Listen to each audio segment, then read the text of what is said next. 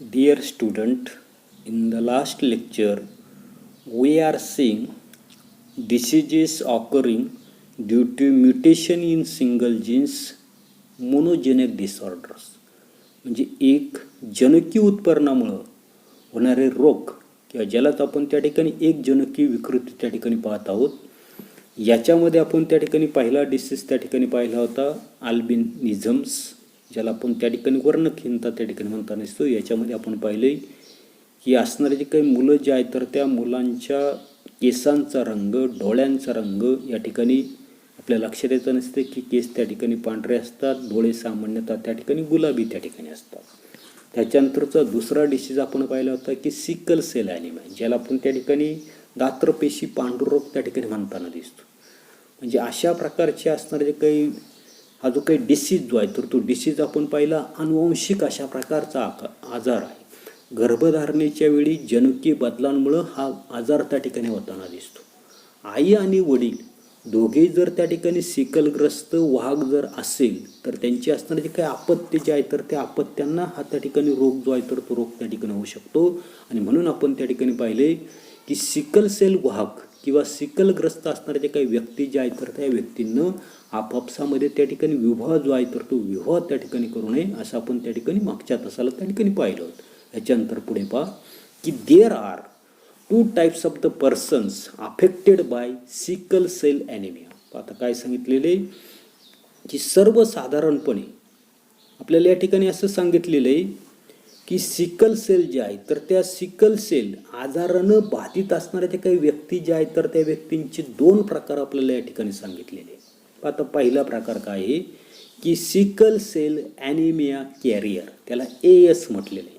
म्हणजे sickle cell वाहक अशा प्रकारच्या व्यक्ती. पुढे आपल्याला त्याचं अधिकचं विस्तृत त्या ठिकाणी विश्लेषण त्या ठिकाणी पाहायचे, त्याला म्हटलेले AS. त्याच्यानंतर पुढे sufferer from sickle cell anaemia, SS. पहा काय म्हटलेले, sufferer from sickle cell anaemia म्हणजे सिकल सेल ग्रस्त किंवा पीडित असणारे जे काही व्यक्ती त्याला म्हटलेले सफरर किंवा SS त्या ठिकाणी म्हटलेले. आता symptoms of sickle cell anaemia म्हणजे सिकल सेल रोगी ओळखण्याची जी काही लक्षणं जी आहेत तर ती लक्षणं आपल्याला त्या ठिकाणी दिली, सिम्पटम्स त्या ठिकाणी दिलेली. आता पहिलं की swelling of the hands and legs, हातपाय जे आहेत तर त्या हातपायावर सूज जे आहे तर ती सूज त्या ठिकाणी येताना दिसते. त्याच्यानंतर पुढे आपल्याला सांगितलं पेन्स इन जॉईंट्स, सांधे जे आहेत तर ते सांधे त्या ठिकाणी दुखताना दिसतात. पुढे आपल्याला सांगितले सिव्हिअर जनरल बॉडी एक, असह्य अशा प्रकारच्या वेदना ज्या आहेत तर त्या वेदना त्या ठिकाणी होताना दिसतात. त्याच्यानंतर पुढे सांगितलं आपल्याला फ्रिक्वेंट कोल्ड अँड कफ, सर्दी आणि खोकला सतत त्या व्यक्तीला त्या ठिकाणी येताना दिसतो.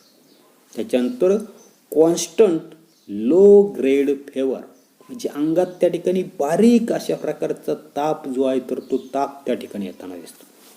पुढे आपल्याला सांगितले हॅक्झॉक्शन. काय सांगितलेले हॅक्झॉक्शन, पुन्हा एकदा पहा ठिकाणी काय म्हटलेले हॅक्झॉक्शन, EXHUSTION म्हणजे ती व्यक्ती जी आहे तर त्या व्यक्तीला लवकर त्या ठिकाणी थकवा जो आहे तर तो थकवा त्या ठिकाणी येताना दिसतो. पुढे सांगितले पेल फेस म्हणजे चेहरा जो आहे तर तो चेहरा त्या ठिकाणी निस्तेज त्या ठिकाणी दिसताना दिसतो. आणि पुढे सांगितले लो हिमोग्लोबिन कंटेंट, हे सर्वात महत्त्वाचं आहे. हिमोग्लोबिन जे आहे HB जे आहे तर ते HBचं प्रमाण, HB म्हणजेच हिमोग्लोबिन, हिमोग्लोबिनचं प्रमाण त्या ठिकाणी कमी होताना दिसतं. त्याच्यानंतर पुढे आता डू यू नो म्हटलेलं आहे in Maharashtra there are more than 2.5 lakh people suffering from sickle cell anaemia and about 21 district including 11 district from Vidarbha are affected by this disorder. लक्षात ठेवा काय सांगितले, महाराष्ट्रामध्ये सिकल सेल ॲनिमियाचे सुमारे 2.5 लाखापेक्षा जास्त रुग्ण त्या ठिकाणी आहेत. आणि सुमारे किती सांगितलं 21 जिल्हे जे आहेत तर ते 21 जिल्हे या सिकल सेल आजारानं जास्त त्या ठिकाणी प्रभावित आहेत. आणि याच्यामध्ये आपल्याला विदर्भ जो आहे या विदर्भातील 11 जिल्हे जे आहेत तर त्या 11 जिल्ह्यांचा समावेश त्या ठिकाणी होताना आहे. आता पुढे काय सांगितले ते पहा. काय सांगितले, let us get our blood tested. काय सांगितले, let us get our blood tested. आणि म्हणून सर्वजण रक्त जे आहे तर ते आपल्या स्वतःच्या रक्ताची तपासणी त्या ठिकाणी करूया. पुढे सांगितले, let us overcome sickle cell anaemia. आणि सिकल सेल आजारावर नियंत्रण मिळवूया. म्हणजे सर्वजण रक्त तपासणी करूया आणि सिकल सेल आजारावर नियंत्रण त्या ठिकाणी मिळवूया. आता या ठिकाणी आपल्याला सिकल सेल्स त्या ठिकाणी दाखवलेलं, म्हणजे सिकल सेल नाही अशा प्रकारचे असणारे जे काही व्यक्ती जे आहेत तर त्या व्यक्तीमधले असणारे जे काही आरबीसीस जे आहेत तर ते आरबीसीस त्या ठिकाणी दाखवले. तिचा असणारा जो काही आकार जो आहे तर तो आकार अशा पद्धतीचा आपल्याला त्या ठिकाणी दाखवलेला आहे. परंतु ज्या व्यक्तीला त्या ठिकाणी सिकल सेल झालेला आहे, अफेक्टेड आहे, सफरर आहे, अशा प्रकारचे असणारे जे काही सिकल सेल जे आहेत तर ते आपल्याला अशा पद्धतीची त्या ठिकाणी दाखवलेली आकृती जी आहे तर ती आकृती त्या ठिकाणी दाखवली. आता पुढे sickle cell anaemia occurs as follows.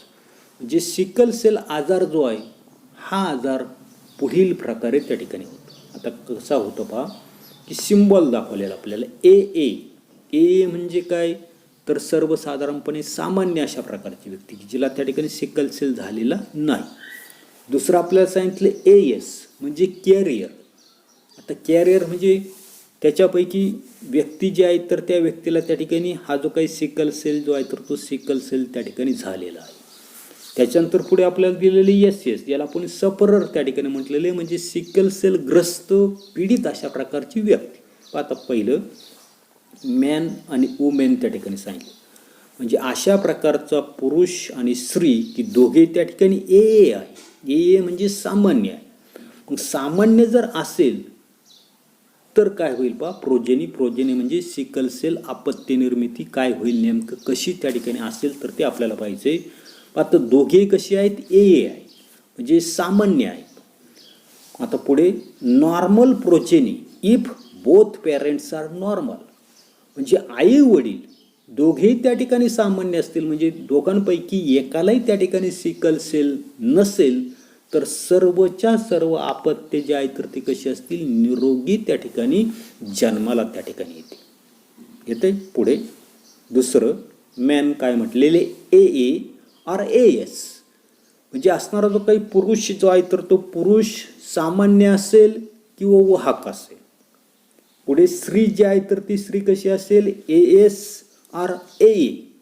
म्हणजे स्त्री सुद्धा त्या ठिकाणी कशी असेल, सामान्य किंवा वाहक जर असेल तर काय होईल पहा, 50% progeny normal and 50% carrier if one parent is normal and one is the carrier. आता काय सांगितलं की आई वडील याच्यापैकी एक कसा आहे A म्हणजे सामान्य आहे आणि एक कसा आहे AS म्हणजे वाहक असेल. म्हणजे एक त्या ठिकाणी कोणत्या प्रकारचा सिकल सेल नाही आणि एकाला मात्र त्या ठिकाणी सिकल सेलचा त्या ठिकाणी तो वाहक आहे. असं जर असेल तर 50% काय सांगितलं आपल्याला, 50% अपत्य त्या ठिकाणी सामान्य जन्माला येऊ शकतात.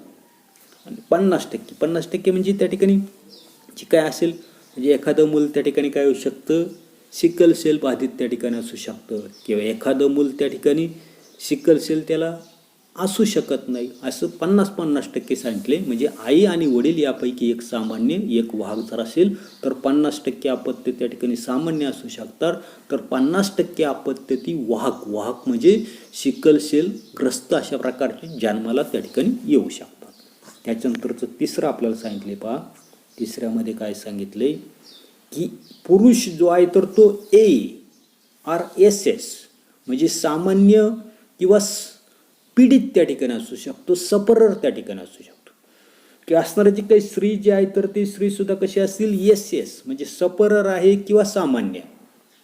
आता याच्या बाबतीमध्ये सिकल सेल अपत्य निर्मिती कशी असू शकते, all progeny will be the carrier. आता if one parent is normal and one is the sufferer.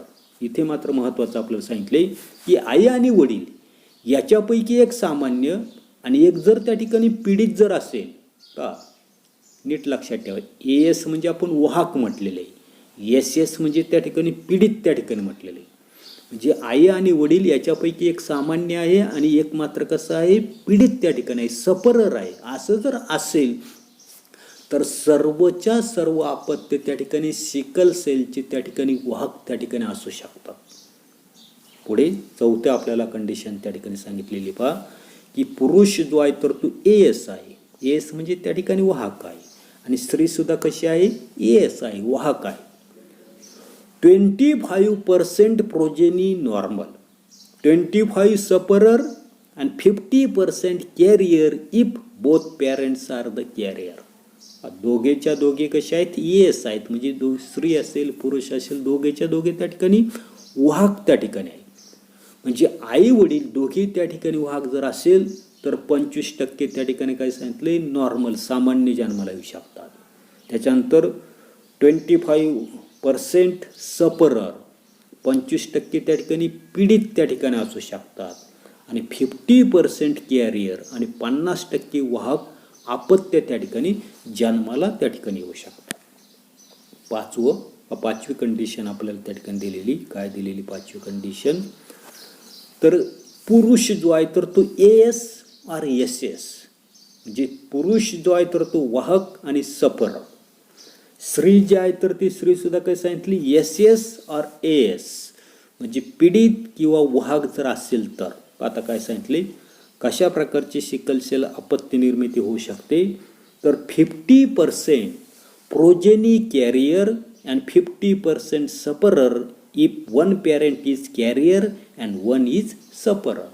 म्हणजे आई वडील याच्यापैकी एकाला त्या ठिकाणी सिकल सेलचा वाहक आहे, एक त्या ठिकाणी पीडित आहे. असं जर असेल तर 50% वाहक आणि 50% पीडित अशा प्रकारचे अपत्य जे आहे तर ते अपत्य त्या ठिकाणी जन्माला येऊ शकतात. आणि सर्वात मोठं शेवटचं आपल्याला दिलेले पहा की पुरुष जो आहे तर तो SS म्हणजे पीडित त्या ठिकाणी आहे. स्त्री सुद्धा कशी आहे तर त्या रोगाची त्या ठिकाणी पीडित आहेत. तर अशा वेळेला all progeny will be sufferer if both parents are sufferer. म्हणजे आई वडील दोघेही या सिकल सेलचे त्या ठिकाणी पीडित जर असेल तर सर्वच्या सर्व अपत्य त्या ठिकाणी पीडित जन्माला त्या ठिकाणी येतील. आणि म्हणून याच्यासाठी सर्वांनी काय करायचे, आपलं रक्त जे आहे तर ते रक्त त्या ठिकाणी तपासून करायचे की जेणेकरून आपल्याला सिकल सेल आजार जो आहे तर तो आहे की नाही, असेल तर त्याच्यावर नियंत्रण जे आहे तर ते नियंत्रण आपल्याला त्या ठिकाणी मिळवता येईल. आता पुढे दिलेले पहा, याच्यासाठी diagnosis of sickle cell anaemia. आणि म्हणून सिकल सेलचं निदान आपल्याला त्या ठिकाणी कसं केलं जातं पहा की under the national health mission scheme the solubility test for the diagnosis of sickle cell anaemia is available at all district hospital. राष्ट्रीय आरोग्य अभियानाअंतर्गत मागे आपण त्या ठिकाणी पाहिले, ही सर्व जिल्ह्याच्या ठिकाणी असणारे जे काही रुग्णालय जे आहे तर त्या रुग्णालयामध्ये सिकल सेल निदानासाठी असणारे जे काही सोल्युबिलिटी टेस्ट ही सुविधा त्या ठिकाणी उपलब्ध आहे. आता पुढे similarly the confirmatory diagnostic test. आता काय म्हटलेले, कन्फर्मेटरी डायग्नोस्टिक टेस्ट इलेक्ट्रोफोरेसिस. काय म्हटलेले, इलेक्ट्रोफोरेसिस. पुन्हा एकदा पहा, electrophoresis is perform at rural and sub district hospital. म्हणजे आता rural and sub district, rural म्हणजे ग्रामीण आणि सब डिस्ट्रिक्ट हॉस्पिटल म्हणजे उपजिल्हा रुग्णालय. म्हणजे ग्रामीण आणि उपजिल्हा रुग्णालयामध्ये इलेक्ट्रोफोरेसिस ही जी काही कन्फर्मेटरी टेस्ट म्हणजे निश्चित निदानाची चाचणी जी आहे तर ती चाचणी त्या ठिकाणी करण्यात येते, हे तुम्ही त्या ठिकाणी लक्षात ठेवा. आता पुढे रेमेडीज, आपल्याला उपाययोजना ज्या आहेत तर त्या उपाययोजना या ठिकाणी महत्त्वाच्या आहे. पहा आता काय रेमेडीज दिलेले तर त्या ठिकाणी this disease is spread in only one way that is reproduction. हा जो काही सिकल सेल ॲनिमिया जो आहे तर याचा असणारा जो काही प्रसार जो आहे, स्प्रेड जो आहे तर तो स्प्रेड कसा होताना दिसतो, आपल्याला सांगितलं रिप्रोडक्शन, प्रजनन जे आहे तर त्या प्रजोत्पादन जे आहे तर त्या प्रजन उत्पादनाच्या माध्यमातून त्या ठिकाणी होताना दिसतो. आणि म्हणून सर्वात महत्त्वाचं दिले की hence husband and wife should get their blood examine either before marriage or after नीट. आणि म्हणून सर्वात महत्त्वाचं लक्षात ठेवा, पुन्हा पुन्हा मी सांगतोय, काय सांगतोय, लग्नापूर्वी किंवा लग्नानंतर. आता लग्नानंतरच्या अगोदर आपण लग्नाच्या आधीच लक्षात ठेवायचं, काय सांगितले, वधूवर जे आहे तर त्या वधूवरांनी दोघांनी त्या ठिकाणी सिकल सेल कन्फर्मेटरी टेस्ट जी आहे तर ती त्या ठिकाणी करून घ्यावी. येते नंतर पस्तावायला कोणी त्या ठिकाणी मिळत नाही, लक्षात ठेवायचं. पुढे, a carrier or sufferer should avoid marriage with another carrier or sufferer. आता सिकल सेल वाहक किंवा पीडित व्यक्ती असेल तर तिने काय करायचं, दुसरा वाहक किंवा पीडित व्यक्तीशी लग्न जे आहे तर ते लग्न त्या ठिकाणी टाळायचे. पुन्हा एकदा ऐका काय सांगते, की समजा ब्लड टेस्ट केलं आणि ब्लड टेस्टमध्ये एखादी व्यक्ती किंवा स्त्री त्या ठिकाणी सिकल सेल वाहक असेल किंवा पीडित त्या ठिकाणी असेल तर तिनं लग्न करू नये असं नाही, तर तिनं लग्न करावं. परंतु कोणाशी करावं, तर अशा प्रकारची व्यक्ती की ज्या व्यक्तीला त्या ठिकाणी काय सांगितले, तर तो व्यक्ती त्या ठिकाणी सिकल सेलचा वाहक नाही, पीडित नाही, अशा व्यक्तीशी लग्न करायचं त्याने त्या ठिकाणी टाळावं. आता का टाळावं तर आपण पाहिले तक्त्यामध्ये की सिकल सेल ग्रस्त आणि वाहक जर असेल तर सर्वच्या सर्व मुलं त्या ठिकाणी सिकल सेलची वाहक असतातच असं नाही. 50% त्या ठिकाणी ते अपत्य सामान्य असू शकतात, तर 50% असणारे जे काही अपत्य जे आहे तर ती वाहक त्या ठिकाणी असू शकतात. आणि म्हणून त्या ठिकाणी सिकल सेल वाहक किंवा पीडित व्यक्ती जे आहेत तर तिनं काय करायचं आहे, दुसरा वाहक असेल, पीडित असेल अशा प्रकारच्या व्यक्तीशी लग्न त्या ठिकाणी टाळायचे. त्याच्यानंतर पुढे सर्वात महत्त्वाचं दिलेलं आहे, a person suffering from sickle cell anaemia should take a tablet of folic acid daily. पाहतो शाळेमध्ये सुद्धा तुम्हाला त्या ठिकाणी गोळ्या त्या ठिकाणी दिल्या जातात 9वी 10वीच्या विद्यार्थ्यांसाठी. काही काही करतात खातच नाही, फेकून देताना दिसतात. तर आता इथे काय सांगितले की a person suffering from sickle cell anaemia should take a tablet of folic acid daily. म्हणजे सिकल सेल आजाराने आजारी व्यक्ती जी आहे तर तिनं दररोज त्या ठिकाणी एक फॉलिक ॲसिडची गोळी जी आहे तर ती गोळी त्या ठिकाणी सेवन त्या ठिकाणी करावी. आता पुढे चित्रामध्ये काय दिलं ते आपल्याला पाहिजे hands of a child with sickle cell anaemia. म्हणजे सिकल सेल बाधित अशा प्रकारचे असणारं तर काही मूल जे आहे तर त्या मुलाचा असणारा जो काही हात जो आहे तर तो हात आपल्याला या ठिकाणी दाखवला पण एवढाच असणारा जो काही भाग जो आहे तर तो भाग आपण या तासाला पाहणार आहोत. पुढील भाग पुढील तासाला पाहू. धन्यवाद.